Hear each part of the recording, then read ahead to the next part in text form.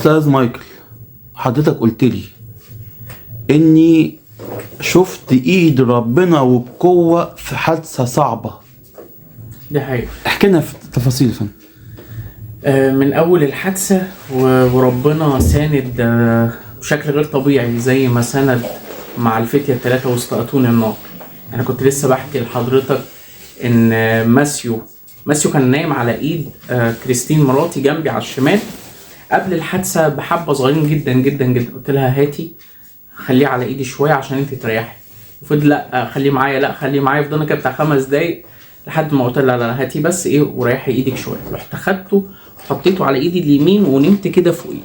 ما كملناش نص ساعة والحادثة حصل، وإن ستر ربنا يخرج سليم معافى بدون أي حاجة ولا حتى كسر ولا حاجة، مجرد تعويرة هنا. دي ستر ربنا وشفاعة مريم عننا في الحادثة. ماما كان بقها قد كده حرفيا بدون مبالغة لما خرجت من الحادثة، وصدرها ده كان قد كده. عشان كده هي وأنا وبابا حولونا من مستشفى سانت كاترين الأقرب مكان للحادثة المستشفى شرم الشيخ الدولي، عشان هناك في أشعة مقطعية. كانوا شاكين في كسور في الفك وكسور في الصدر هنا عندها. عملوا جميع الفحوصات وبصينا كده. أنا كنت معاهم هناك وشايف، لأن أنا كنت الوحيد اللي قادر أتحرك على رجلي. كان عندي نزيف في العين وكسر في الإيد وجروح قطعية، بس كنت القادر الوحيد أتحرك على رجلي. بابا وماما كانوا قاعدين على سريرهم يبصوا كده في الأشعة، إيه ده؟ ما فيهاش خالص كسور، ما فيهاش هنا خالص كسور. يعني دي مكدمة؟ يا جماعة كدمة. ويعدي يومين بالظبط ونلاقي بقها اللي كان قد كده ده يفش خالص، ما كانتش قادرة حتى تفتحه، يفش خالص، والجزء اللي في صدرها ده يروح خالص، وساتر ربنا. بابا حرفيا اللي كان في خيل عايز يجي من شبرا مصر، عايز يجي لشرم الشيخ لما سمع عن الحادثة. حدش فينا كان عارف يتكلم، ما كانش معانا موبايلاتنا اصلا. فلما عرف يوصل لحد من المستشفى هناك، مستشفى سانت كاترين، بيسألهم كده أستاذ ماهر طب حالته ايه؟ قالوا له أستاذ ماهر ده قدامه ساعات لأن حالته صعبة. ده حرفيا لأنه كان عنده كسور في الضلوع وتجمع دموي على الرئة مع كسور في الترقوة واللوح الكتف، كسور كتيرة، وهو وزنه وسنه ما كانش مساعد الحاجة دي تبقى أحسن حاجة. ان ببركة ربنا ما يحتاجش اي حاجة غير عملية واحدة في كتفه، عشان بس كانت العظمة اتفتتت ان هم يعني يلحمها له في بعض، والباقي كله نشكر ربنا خف وبقى معافى وبيتحرك وبينزل وبيروح ويجي. مينا نفس الكلام، كان عندنا جروح شديدة، محدش اصلا هناك درجة كانت الدكاترة يعلم ربنا كانوا بيقولوا كده، هي الناس دي ازاي واقفة على رجلها لما كنا داخلين المستشفى، لان كمية الدم اللي فقد من الجروح القطعية. يعني مين كان شفته نصين، كانت كمية تعوير في وشه غير طبيعية، وكان قادر يلف. خدوا بالكم من امي، بصوا عليها وكشفوا، شوفوا هي عندها ايه، شوفوا الواد الصغير، شوفوا كريستين، شوفوا بابا، شوفوا محب. كان كلهم بيتسابقوا في عمل المحبة ان مين يتكشف عليه الاول. ما كانوش مصدقين، ناس كانوا فاكرين ان المفروض هنقع من كمية الدم اللي فقدناه، وكانوا محضرين اكياس الدم يعني في حالة ان في حد احتاج. فدي كانت اول حاجة مساندة ربنا ولمساته. حاجة تانية حصلت وقت الحادثة ولازم نذكرها، تعامل الله معانا وقت الحادثة. ربنا بعت لنا أب كاهن كنيسة سانت كاترين اسمه أبونا مكاريوس. أبونا مكاريوس ده حقيقي لحد دلوقتي بنكلمه بنقول له احنا وجدنا فيك صورة الله. عشان كده مفهومنا للخدمة اتغير من بعد ما شفنا أبونا مكاريوس. أبونا مكاريوس كان عمل إيه؟ كان معانا بيلف يطبطب، يلف يحاول يأكل ويشرب ويدينا عصير، ويلف يقف مع الدكاتره، ويلف يقول لنا يا حبيبي طب انتوا عايزين تعملوا ايه الخطوه اللي جايه؟ يا حبيبي طب بابا وماما وانتوا لازم تروحوا شرم الشيخ تعملوا اشعه مقطعيه. ايوه فلان لازم نتصرف كذا كذا كذا. يقف مع امناء الشرطه وكان يعرفكم؟ كانش يعرفنا خالص ولا احنا نعرفه خالص. يعني ده بنشبهه فعلا بملاك او صوره الله اللي شفناه فيه غير طبيعي. يقف مع الضباط يشوف المحضر وصل لايه، والراجل اللي عمل الحادثه معانا هيعملوا معاه ايه. يقف مع الممرضين والدكاتره وتلاقيه فاهم في كل حاجه هنعمله ايه يا جماعه والدنيا فيها ايه. لما رحنا بقى انقسمنا جزئين. رحنا كان عنده قداس، رحنا احنا الثلاثه اللي هو انا وماما وبابا شرم الشيخ، واتقسمنا. فافتكرنا خلاص ابونا مكاريوس بقى معاهم في سانت كاترين، فرح ربنا بعت لنا ابونا اسمه ابونا يؤنس بتاع كنيسه السمائيين في شرم، ما نعرفوش حقيقي، داخل بمنتهى المحبه. نفس اللي عمل ابونا مكاريوس كان بيعمله هناك، ده كان بيعمله بدون تنسيق سابق ما بينهم خالص. درجه كان ابونا يؤنس كان ياكل بابا، يضحكه ويقول له نكت، يروح يقف مع الدكاتره يشوف الحاله الصحيه وصلت لايه، يتكلم ناس بحيث يشوفوا دكاتره وياخدوا رايهم في استشارات طبيه، يديني فلوس في جيبي ويقول لي لازم تمشي بدول واصرف منهم زي ما انت يا قدس ابونا انا معايا، لا ما تشيلش زي ما بقول لك كده. ابونا مكاريوس هناك كان عنده قداس تاني يوم من الحادثه، احنا الحادثه حصلت يوم 10/8 يوم استشهاد فيلومينا، تاني يوم احنا فضلنا في المستشفيات لحد تاني يوم. استشهاد فيلومينا. استشهاد فيلومينا. يوم الحادثه هو يوم استشهاد فيلومينا. يا يسوع. احنا ما كناش نعرف خالص. لا دي مترتبه. احنا ما كناش نعرف خالص. عجائبيه. ولا نعرف شفاعه مريم وشفاعتها فيلومينا ولا محبتهم لبعض خالص. احنا من بعد الحادثه، من بعد ما كريستين فضلت تحكي الرؤيه دي، ابتدينا ندور على فيلومينا ونشوف ايه يا جماعه، ده النهارده عيدها. ده النهارده عيدها وكمان شفاعه مريم. فدي مش صدفه خالص خالص، يمكن دي كمان كانت لمسه الهيه اللي بيأكد لنا صحه الرؤيه، بيأكد لنا هي بقت مع شفاعتها وحبيبتها، بيأكد لنا كل التفاصيل. فابونا مكاريوس ساب كمان القداس اللي وراه، قال لا انا هفضل معاكم. فضل معانا تاني يوم الصبح. طب العربيه بتاعت اللي هتاخد الجثمان فضل معانا. طب الناس اللي هتنزل مصر فضل معانا. بقى يبعت كل حاجه. ابونا يؤنس ماشي الساعه 7 من المستشفى، احنا قعدنا من الساعه 10 الصبح يوم الاربع لحد الساعه 7 الصبح في يوم الخميس في المستشفيات، واقفين على رجلنا بدون اكل وشرب حرفيا. ابونا يؤنس كان اخر واحد بيقفل وراه عربيه الاسعاف لما كنت نازل انا وبابا من مستشفى شرم الشيخ عشان ننزل القاهره عشان ندفن مريم هنا. بيقفل وراه، اللي هو لدرجه بكلمه من فتره بقول له انا لقيت فيك صوره الله حقيقي. فربنا بعتهم منين؟ ناس يعرفونا ناس ما يعرفوناش. لقينا كميه احبه جايبين لنا ناس، ايوه ازيكم انا فلان الفلاني تبع فلان الفلاني اللي تبعكم في العمرانيه. طب هو مين عارف اصلا؟ ولا احنا ما كلمناش حد ولا قلنا لحد. لقينا عمال يبعت لنا ناس. من بعد الحادثه تعامل الله ما خلصش خالص. ماما مريضه ضغط عادي، ودايما تاخد كل يوم حبايه الصبح بحيث ضغطها يفضل هادي. من اقل ضغط، من اقل موقف يرفع لها ضغطها تلاقي شفتها او لستها او مناخيرها نزف، وده طبيعي لمرضى الضغط. كانت يعني عملت شبه خدت عينه كده في عمليه جراحيه من فتره كبيره المفروض تاخد فيها بنج كلي. دخلت العمليه، فالدكاتره من كتر ما هي متوتره، لان احنا عندنا طبع في العيله ما بنحبش المستشفيات، فهي دخلت العمليات ضغطها ضرب 240 رغم ان هي واخده حبايه الضغط. فالدكاتره بدلوا الضغط البنج الكلي ببنج جزئي، تمام، جزئي لجزءها اللي تحتاني بس. تحصل الحادثه وتشوف مريم وتاخدها في حضنها وتدفنها وتغسلها ويعدي علينا الايام، ضغطها ما يترفعش ولا 1% ولا فتفوته ولا تنزف في مره، رغم ان هي ما خدتش ادويه الضغط. يعني ساعتها ما كناش بناخد، لان احنا قعدنا يوم كامل هناك معاكم مصر في السنه. صدقني لحد دلوقتي هي بتشهد عندها وبتقول لنا انا مستحيل ضغطي ما يترفعش. انا اصلا ما بحبش المستشفيات، لا انا مش دخلت مستشفيات، ده انا دخلت مستشفيات ومدافن وبنتي. بقى ليكم معونه كبيره في السنه. احنا مش عارفين الوقفه اللي كنا واقفينها هناك. في خادم اذكره لحد دلوقتي لما كلم الناس معانا في المستشفى بيسالهم كده هو مين معاهم في المستشفى عقل بيفكر، قالوا له يعني قال لهم ما همش حد، هم بيفكروا مع نفسهم. فهو الخادم ده لحد دلوقتي جانا البيت بيقول لنا انا ما كنتش عارف انتوا ازاي قادرين تفكروا، ولا قادرين ازاي تتصرفوا، ولا ازاي تنزلوا تاني يوم، ولا حالتكم الصحيه ولا حاله والدي ولا تفاصيل. يشهد ابونا يؤنس لما كنا قاعدين معاه ومع أنبانوفير اسقف شبين القناطر، يشهد ويقول هو ما يعرفش مريم. قال احنا كنا بندور لوالدي على عربيه اسعاف تنزله من شرم الشيخ للقاهره، لان نفسه نتيجه الكسور دي بيقع خالص في الارض. فكلمنا عربيات الاسعاف على الخط الساخن بتاعهم، احنا ما عندناش يا جماعه عربيات ومفيش عربيه هتتوفر قبل 11 و12 الصبح. طب يا جماعه احنا عايزين ندفن مريم، مش هينفع تفضل كده في سانت كاترين.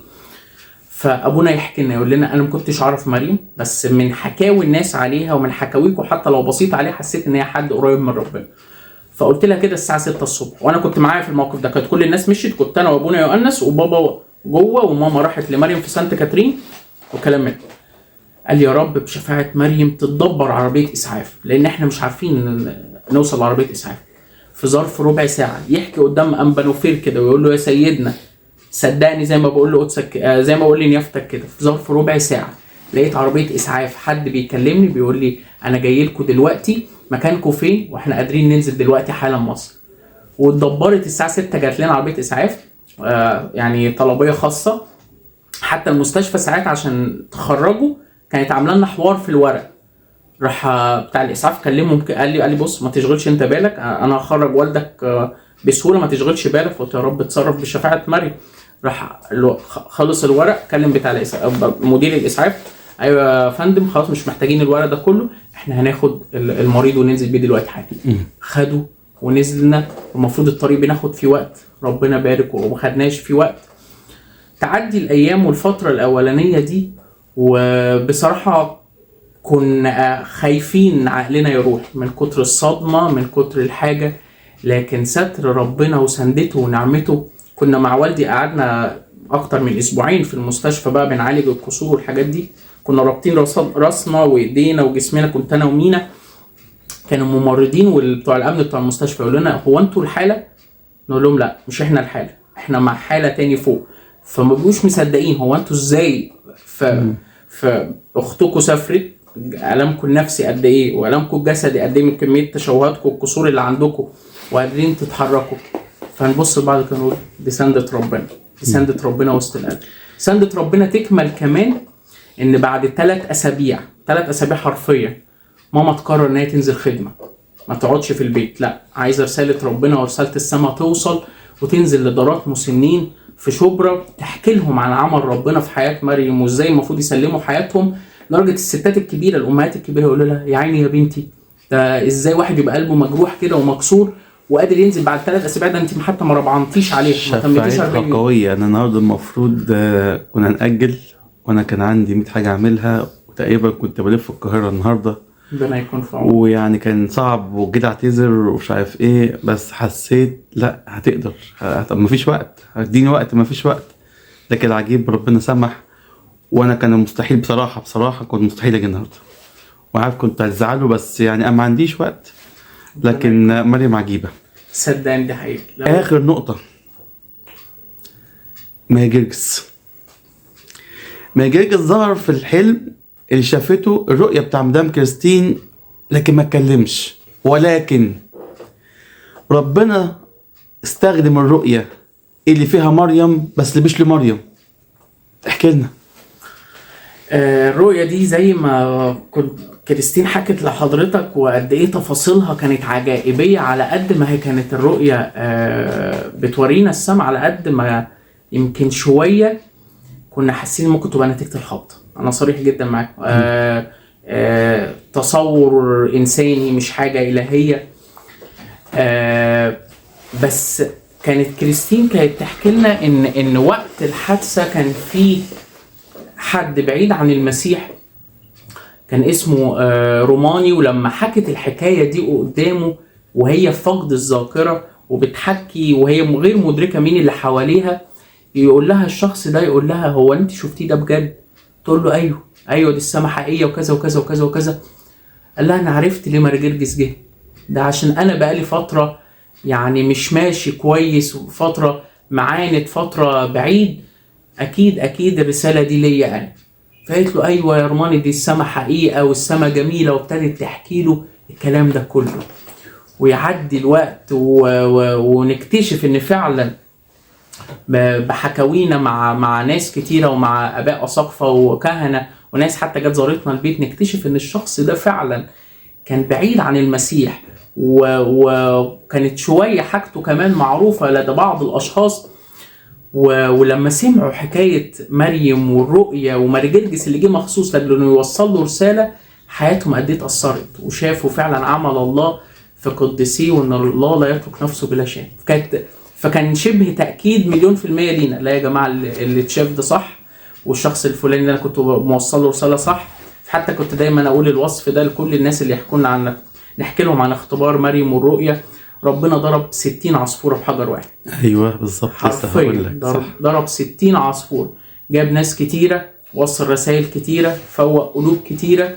هي المعصرة اللي اتعصرت بس طلعت ريحة حلوة للكل، هي البذرة اللي اتزرعت بس طلعت شجر حلو، طلعت ثمر حلو لناس كتيرة في حاجات كتيرة. لحد دلوقتي يشهد ربنا ناس من محافظات تانية بره القاهرة خالص بيبعتوا ان بشفاعتها ربنا بيتمجد. ولو سمحتوا صلوا لنا بشفاعة مريم، ربنا يعمل 1 2 3 4.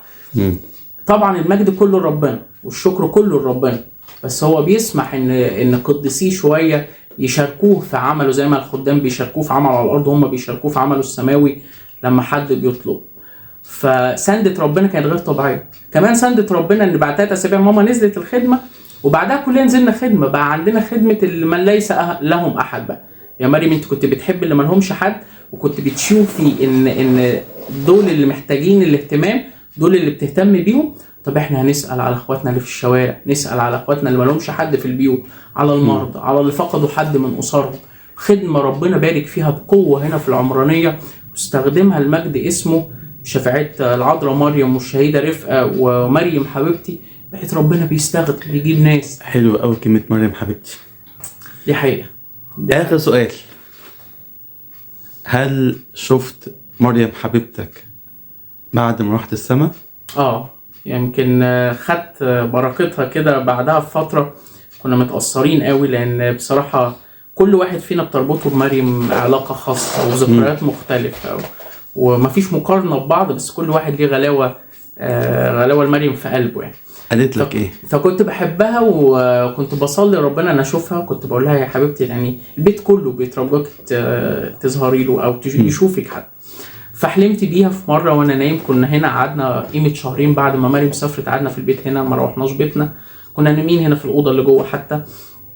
فحلمت ان انا كنت قاعد على الارض وظهري زي لحيطه كده وموطي ورافع رجلي وساند كده بايدي وراسي على ايدي، ولقيت حد بيخبط على كتفي. فبصيت لقيتها مريم، كانت شكلها اصغر سنا، يعني اصغر سن من الصوره دي شويه.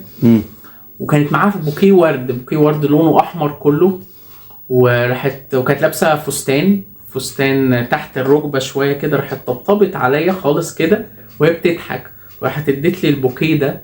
فانا فرحت جدا وحبيت ان انا اتكلم معاها، بس الامانه هي ما اتكلمتش ولا كلمه، ما عملتش اي حاجه غير ان هي فضلت تطبطب. راحت ادت لي بوكيه الورد ده، وبعدها بشويه قمت من النوم. بس قمت فرحان لان كانت طلبتنا من فتره ان احنا نشوفها، وان هي تدينا حاجه، ان هي تورينا طب هي فرحانه مبسوطه، طب السما عامله ايه. فهي حبت توضح لنا. كذا حد بعت لنا انه شاف مريم مبسوطه وفرحانه. وحتى في ناس مريم ظهرت لهم في حلم وبتقول لهم كده علامه ابتسموا وتعمل لهم كده. كانت حد من صحاباتها بتحكي لنا، بعت لنا ريكورد، ابتسمي كده وتحكي انا في السما فوق، وتعمل لها كده بايديها. كانت حتى في فرع الراعي اللي كانت بتنتمي ليه وبتحضر فيه مريم الخدمه دايما. فهي فرحانه ومتعزيه وربنا سند. طبعا الفراق صعب وبيوجع، بس هي ملاك بريء زي ما حضرتك قلت ووضحت، تشفع عننا. استاذ مايكل، حضرتك نورتنا في إلهنا القوي. تعيش، كتر خير، خدنا بركتكم. ربنا يخليك. ماما استأذنك، بعد التجربة القاسية المفرحة، هي تجربة عجيبة يعني، تقدري تقولي لي بعد التجربة دي استفدتي ايه؟ بعد التجربة دي استفدت ان الواحد لازم يكون مستعد، لان في اي وقت الواحد مش عارف امتى هيموت. زي ما الكتاب بيقول كده استعد للقاء الهك. انا مريم كانت قاعدة جنبي، ربنا اختارها هي وسابني انا. فممكن اي حد يتحط في نفس الموقف ده، فلازم يكون مستعدين للقاء الهنا، لان مش عارفين في اي وقت هو يجي ويطلبنا. فلازم نكون مستعدين. نعمل زي العذارى الحاكمات، مش ناسيين نفسينا في وسط العالم ولا مشغولين بأي حاجة تانية. زي ما كنت بقول لحضرتك ان مريم دايما كانت في وسط ثانوية عامة وزحمة المذاكرة، كانت دايما بتقرا ماسكة انجيلها وبتقرا في اصحاحات، وفي هنا هو الاناجيل قريها مره واثنين وثلاثه، ومعلمه عليها ايه حضرتك ايه، ان قريها الحاجات دي كلها كذا مره. حسب ما سمعت ان قرأت الانجيل كله. ايوه، عهد قديم وعهد جديد كله. عهد قديم وعهد جديد كذا مره، مش مره واحده. ايوه. يمكن ناس هنا قضت حياتها 60 و70 و80 سنه ما قريتش انجيل كامل. ومثلا انجيل يوحنا ما قريتوش كامل. لا ده هي كانت قرياه. بتقرا كده في مناسبات يعني. لا ده هي قرياه، وكان تركيزها اكتر على العهد الجديد. قرياه كله مرتين ثلاثه، في منهم قريه 4. يعني انجيل متى حضرتك ده قرياه 4 مرات اهو، وانجيل مرقس وتعلم كده. اي معلمه عليهم علامات صحيح. والعهد القديم اهو برضه حضرتك قرياه. ايوه. وقريه كمان في اللي هو الكتاب بتاعها اللي كانت واخداه دهوت، اللي هو الاسفار القانونيه. تمام. يعني دوت، يعني مش اي حد بيقرا فيه، كانت هي قاريه فيه برضه. نقدر نقول خلاصة تجربتك الصعبة المفرحة إن الإنسان لازم يكون مستعد. ايوه. سؤال أخير. اتفضل. في وسط التعب ده والألم ده والجروح الصعبة، وانت مش عارف تطمني على مين ولا مين ولا مين، وانت كأم بقى مختلفة عنهم، انت آسف يعني مش مشكلة نفسك، انت عايزة تطمني على باقي الناس. ايوه حقيقي. ايوه. ودي شفت ايد ربنا ازاي في الحادثة الصعبة دي. شفت ايد ربنا ان انا خلاني قدرت على الاقل اكون هو في وسطيهم، سندني.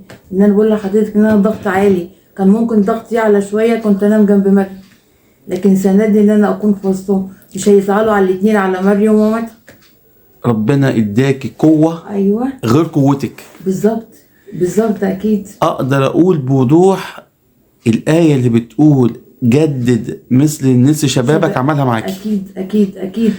يعني انا قلت لما اجي اسجل هيبقى في دموع ويبقى في وجع، لكن لاقي ناس ثابته وناس مفرحه. هي ناس ثابته عشان قوه ربنا، بس الدموع دي ما اتمنعتش، لان احنا جوانا ضعف بشري.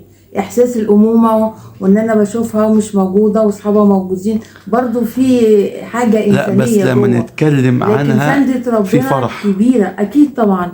ما هو الكتاب بيقول كده: ليس لي فرح اعظم من هذا ان اسمع عن اولادي انهم يسلكون بالحق. يعني هي دي اعظم حاجه. وانا كان هدفي ودي الايه تاني دي: ليس لي فرح اعظم من هذا ان اسمع عن اولادي انهم يسلكون بالحق. هي دي اعظم حاجه، وهي دي انا كنت عايشه عشان اوصلهم للسما. ربنا يديك الصحه. وحسب ما سمعنا اللي انت بدأتي تخدمي. أيوة. يمكن قبل 40. ايوه. وربنا احنا كملنا، كنا 25 يوم ونزلنا. هي راحت السما امتى؟ هي راحت السما يوم 10/8. 10/8 سنة 22. أيوة. هي مفرحة، وهي صاحبة فيلومينا، وأم النور جت استقبلتها. يعني هي حاجة فخامة كده. ايوه ده حاجة فخامة. هي حاجة حلوة، عشان كده ربنا خدها، سخسرها في الأرض وأخدها. بالظبط صح. وحضرتك تعبت فيها وجهزت فيها وعلمتيها لا، ما هي دي وزنة ربنا حطها في ايدينا، وعرفتي تستثمريها كويس. ما هو ده انا كنت عايشة عشان كده، عشان انا اعرف اوصلها للسما. ربنا حبيبتي يديك العمر الطويل ويفرحنا بوجودك في حياتنا، وتخدمي ناس كتيرة، بنات كتيرة، والناس المجربين اللي هم بيمروا بنفس لا وكمان هتخدمي ناس كتيرة زي مريم، بنات كتيرة زي مريم. أيوة. انتي ربنا خد منك مريم، بس عن ثقة هيديكي بدل مريم 1500 مريم، وسد معاهم. ربنا يخليك يا رب. احنا مستني، يعني احنا صدقني دلوقتي بننزل خدمة في المشردين وخدمة المرضى، وفي خدمة اللي هم برضو اهالي المنتقلين والكلام ده كله. فربنا فتح قدامنا ابواب خدمة كتير قوي.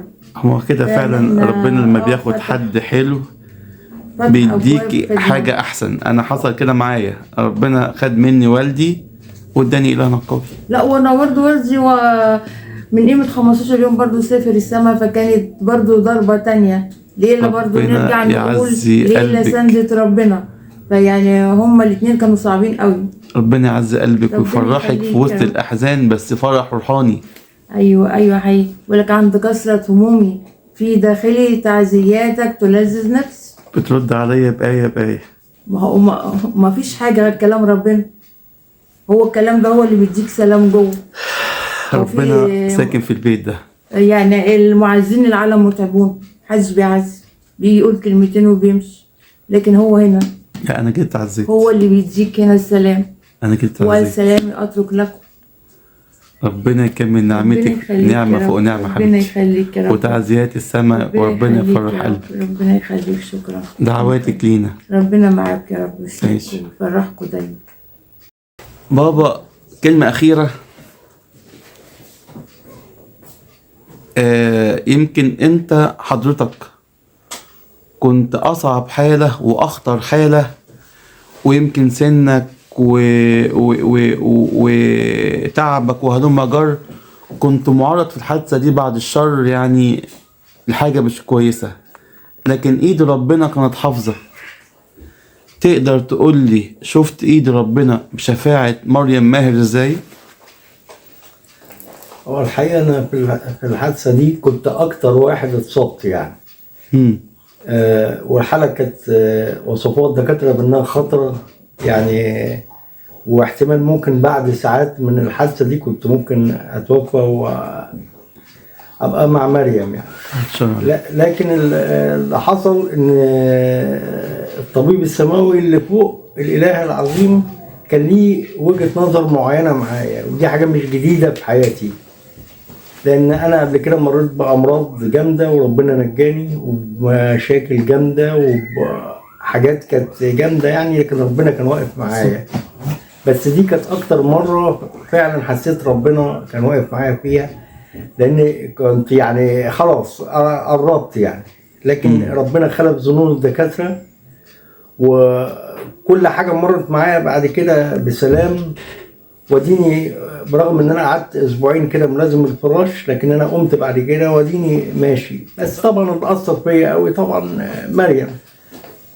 استفدت ايه من القصة دي؟ استفدت او اتعلمت اكتر ان هي كانت مريم اكتر واحدة كانت مستعدة فينا، وان ربنا ادانا فرصة، ويمكن انا اكتر واحد ان انا استعد زيها، لان احنا في الفترة دي فعلا كانت مريم اكتر واحدة كانت مستعدة، وكانت يعني مؤهلة للسماء بطريقة يعني كل الناس اجمعت عليها، لكن احنا افتقدناها قوي قوي يعني. كانت مؤثرة بحياتنا وكانت محبة جدا لينا، وما كناش متوقعين يعني ان تتخطف من عندنا في الوقت دوت وهي في السن ده. هي ما اتخطفتش، هي انتقلت فجأة. ايوه لمكان افضل. لا مش مكان افضل كمان، لمكانة اعلى تخدم. هي مش قاعدة في السماء بتلعب دلوقتي زي ما هي كاتبة، هي بتلعب لعبة روحاني بقى، بتلعب بتعمل خدمات يعني نسمع عن منتقلين كتير يروحوا الناس ما يعرفهمش ويكلموهم ويقولوا لهم ويفتقدوهم. السماء قريبة وعايشينها. ايوه بس احنا يعني اتأثرنا جامد بيها يعني. ربنا يعز قلبك. وما زلنا مش قادر اقول لك ان احنا ممكن ننساها ابدا. لا يعني ما تتنسيش دي، لا دي ما تتنسيش بأمانة يعني، لانها كانت حاجة مميزة قوي، كانت بتقدم حب، وعشان حد في الايام ديت بيقدم حب بالطريقة دي بلا مقابل يعني. ويعني كان انسان شفافة كده، تكلمك كده يعني بطريقه روحانيه، تيجي تصلي لك فعلا لما كنت تعبان الاقي نفسي بقيت كويس وانام. ما كنتش بنام وانا تعبانه يا مريم، كانت تيجي تروح مصلي بركه انام فعلا يعني، واقوم بعد شويه ما الاقيهاش جنبي، بس احس ان انا بقيت كويس. شفتها بعد انتقال؟ لا الحقيقه انا كان نفسي اشوفها، وانا بقعد كده بيني وبين ربنا اقول له رب طب ادينا اي تعزيات خليني احس بيها اشوفها. الحقيقه لغايه دلوقتي لسه ما شفتهاش او ما. ربنا يرضي قلبك. بحاول احلم بيها او اشوفها كده يعني. هي دي مش محاولة، دي نعمة. تكن مشيئتك. ربنا يفرح قلبك يا بابا. تعيش. ليا طلب عندك. اتفضل. كلكم لابسين تيشرتات مريم ماهر. ايوه. اشمعنى انا؟ ما احنا ما كناش نعرف حضرتك قبل كده، كنا جبنا لك تيشيرت يعني. ماليش دعوة، انا معايز تيشرت. انت منك بقى للباشمهندس مايكل ابني هيجيب لك من عينينا الاثنين، ده خلاص. اقل واجب يعني. يعني انا مسجل معاكم كلكم لابسين شيرتات مريم، وانا لابس شيرت مريم، ماليش دعوه يا مريم. معلش اتصرف. مايكل بقى يتصرف بقى من عينينا الاثنين. حاضر. حضرتك يا فندم نورتنا في إلهنا القوي. شكرا، ربنا شكرا يبارك. لك. نشكر ربنا يسوع المسيح على محبته الكبيرة وعنايته بينا، ولأن ربنا بيوصلنا بشهود أمناء في حياتنا. مريم دي كانت واحدة عايشة في حياتنا، وناس كتيرة جدا جدا جدا عارفة مريم كده بالشبه أو بالشكل، لكن دلوقتي ربنا كشف مين هي مريم. مريم ماهر ملاك عاش على الأرض، ملاك بريء، ملاك طاهر. ابتسامتها ومحبتها وحضنها وطبطبتها يمكن، أنا آسف في الكلمة اللي هقولها، آباء كهنة ما يعرفوهاش، لكن مريم كان عندها كده بركة كبيرة ونعمة كبيرة. وزي ما انتوا شفتوا كده جم علشان يسافروا يفرحوها، هي فرحت في السماء وسافرت في عيد شفاعتها العجائبية في اليومين العجائبية، وتيجي امبارح عشان تفكر حبيبتها مدام كريستين، تقول لها ازاي ناسية في اليومين العجائبية. يعني انت يا مريم قاعدة فوق مشغولة حتى بحبايبك اللي في السماء يعني نتشفع بمريم واحنا محظوظين، حتى اللي بيسمع على فكرة محظوظ. مريم كده عدت كده بسيرتها كده تفوق، ويمكن شباب في سنها ويمكن يعرفوها يتمنوا كده يتعلموا منها. واي حد يسمعنا لا يعني اسمع الفيديو كذا مرة، كل مرة هتسمع الفيديو لا ده بالذات هتحس انك محتاج تتعلم. وزي ما انتوا شفتوا كده عيلة حلوة وعيلة مبروكة وعيلة مسيح ساكن فيها. مامتها كل ما كلمها ترد عليها بآية، هي كانت الخادمة بتاعتها لكن دلوقتي مريم خادمة الكل.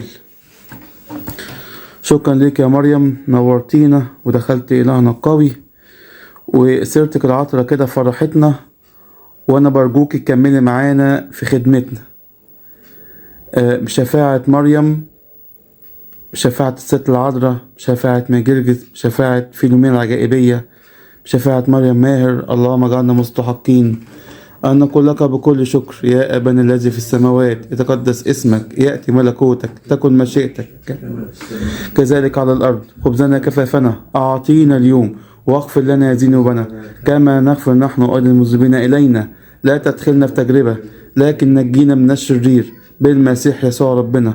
أنا لك الملك والقوة والمجد إلى الأبد آمين. بنفكركم بالانتساب لقناة إلهنا القوي ودعوتكم لينا.